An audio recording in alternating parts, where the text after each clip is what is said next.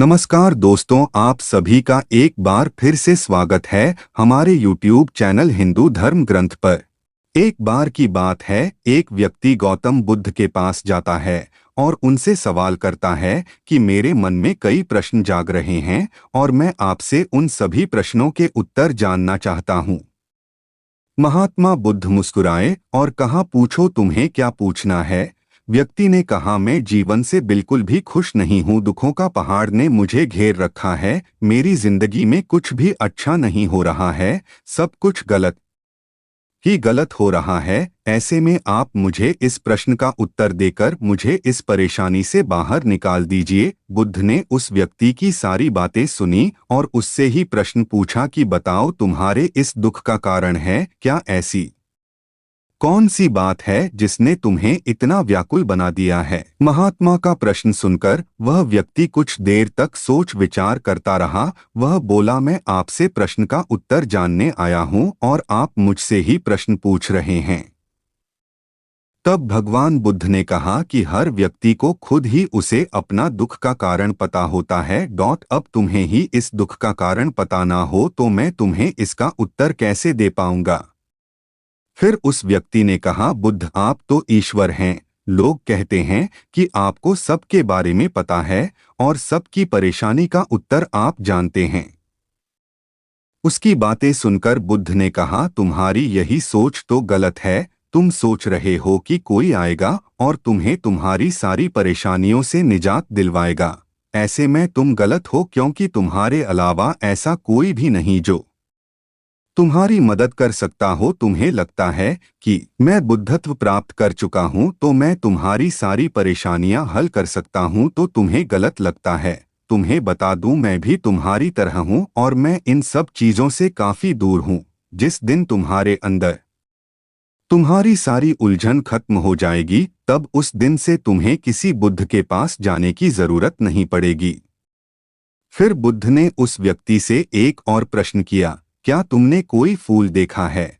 जिस पर उस व्यक्ति ने कहा, यह कैसा प्रश्न है, फूल तो हर व्यक्ति ने देखा होता है।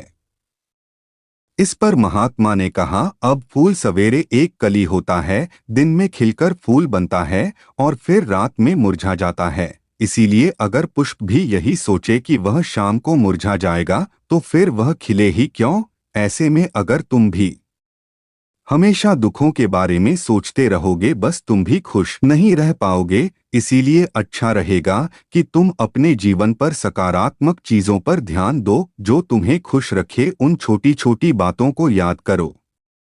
यदि तुम खुश रहना चाहते हो तो तुम नकारात्मक चीजों को छोड़कर सकारात्मक पर ध्यान दो। गौतम बुद्ध की बातें सुनकर वह व्यक्ति कुछ देर तक सोचता रहा और फिर कहने लगा कि बुद्ध, क्या ऐसा हो सकता है कि मेरे जीवन का सभी दुख एक साथ खत्म हो जाए, मेरी सभी परेशानियां समाप्त?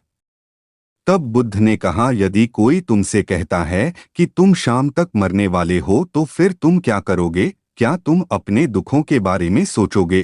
तुम्हें ऐसी कोई भी समस्या याद नहीं आएगी जिसके लिए तुम अभी परेशान हो, क्योंकि तुम जीवन के अपने अंतिम पलों के बारे में ही सोच रहे होगे।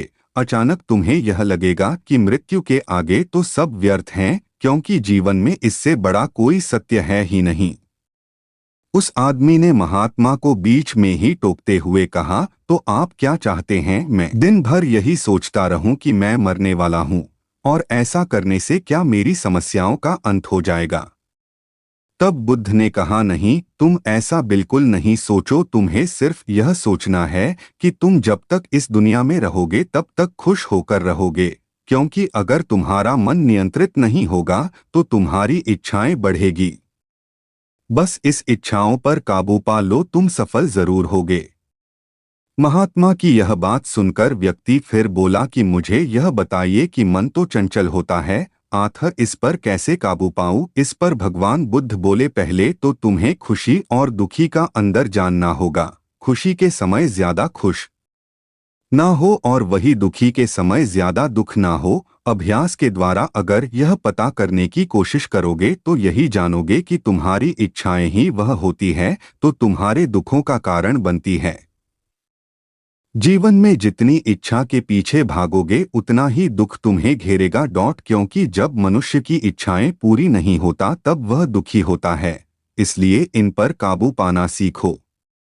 यह सब कहने के बाद गौतम बुद्ध ने उस आदमी से एक बात और कही। उन्होंने कहा, चलो मैं तुम्हें एक ऐसी बात बताता हूँ, इसे जानने के बाद तुम्हारी सभी दुखों खत्म हो जाएंगे। महात्मा की बातें सुनकर व्यक्ति बहुत खुश हुआ और कहने लगा, कृपया मुझे वह उपाय बता दें। तब गौतम बुद्ध ने कहा, तुम 2 पन्ने और एक कलम लेकर आश्रम के एक कोने में बैठ जाओ और किसी से बातें मत करना। एक पन्ने पर अपना सारा दुख और उसका कारण लिखना और एक पन्ने पर सारा सुख आराम से लिखना, क्योंकि तुम्हारे पास समय बहुत है।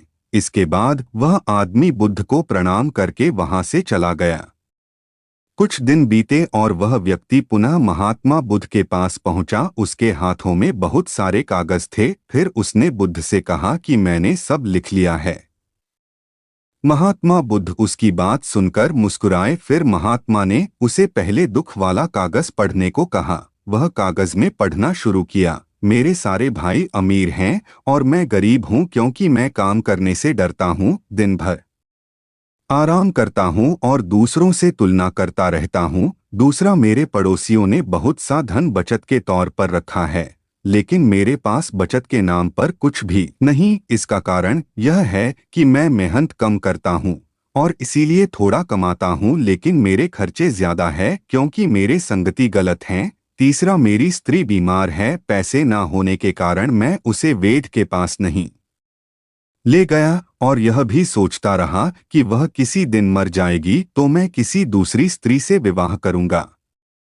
व्यक्ति कागज पढ़ता पढ़ता रोने लगा और उसे एहसास हुआ कि उसके गलत कामों का ही यह नतीजा है जो उसे इतने दुख झेलने पड़ रहे हैं। गौतम बुद्ध मुस्कुराए और कहा कि चलो अब अपना खुशियों वाला कागज पढ़कर सुनाओ। तब हुआ, व्यक्ति फिर से उत्साहित होकर वह कागज पढ़ने लगा। उसने कहा, मैंने जो कुछ भी इन 2 दिनों में सीखा वह मैंने पूरी जीवन में नहीं सीख पाया। पिछले 2 दिनों में मैंने यह सोचा कि मेरे अंदर असीम शांति और खुशी का सागर भरा पड़ा है तथा मैं इस अनुभव को पाकर अत्यंत खुश हूँ। मेरी खुशी की सूची काफी लंबी है और मैं यह इतने लंबे आपको डोट पढ़कर नहीं सुना सकता। उस आदमी के मुंह से यह बात सुनकर गौतम बुद्ध मुस्कुराए और कहा, व्यक्ति को जब तक ज्ञान नहीं होता तब तक वह अंधेरे में भटकता रहता है। जब उसे अपने मन को नियंत्रित करने का सही उद्देश्य मिल जाता है, उसके बाद वह अपना जीवन भी खुशी से बिताने लगता है।